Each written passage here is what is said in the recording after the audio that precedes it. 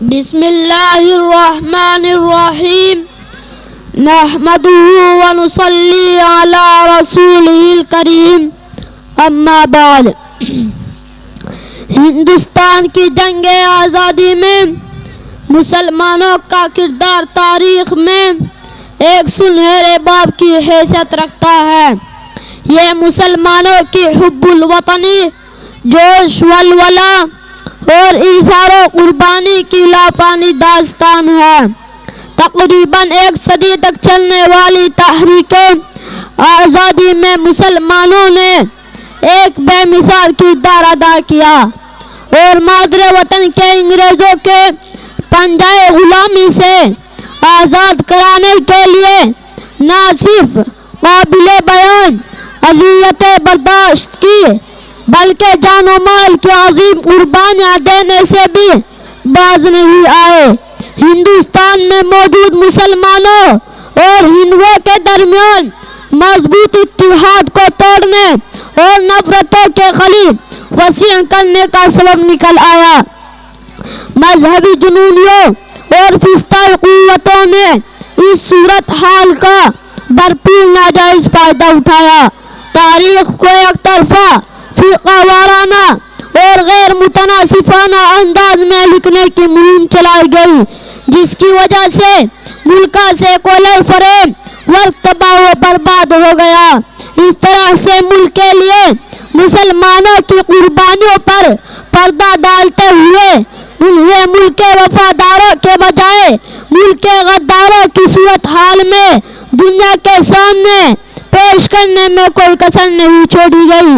لہٰذا ہم دیکھتے ہیں کہ جب بھی جنگ آزادی کے مجاہدین اور شہیدوں کی بات ہوتی ہے تو مسلمانوں میں بس ایک مولانا ابوالکلام کا سرسری تذکرہ کر کے بات ختم کر دی جاتی ہے۔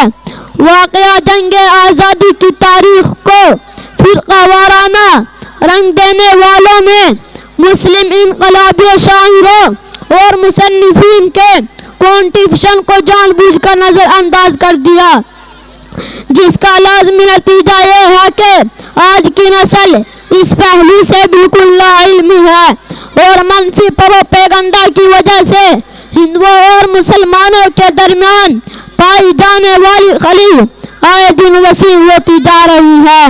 قارئین، جنگ آزادی کی تاریخ علماء ہند کی عظیم قربانیوں کے تذکرے کے بغیر نامکمل رہ جاتی ہے۔ جہاں ایک طرف حاجی امداد اللہ نے مجاہدوں کی کمان سنبھالتے ہوئے انگریزوں کو شاملی کے محاذ پننا کو چنے چبھوائے، تو وہیں دوسری طرف یوپی مولانا قاسم نانوتوی اور مولانا گنگوہی جیسے علماء اکرام نے انگریزوں کے خلاف جہاد کا محاذ سنبھالا۔ مولانا حسین احمد مدنی، مولانا عبید اللہ سندھی، مولانا سیف اللہ وغیرہ نے آزادی میں بھرپور حصہ لیا اور حکومت کے عتاب شکار بھی ہوتے رہے۔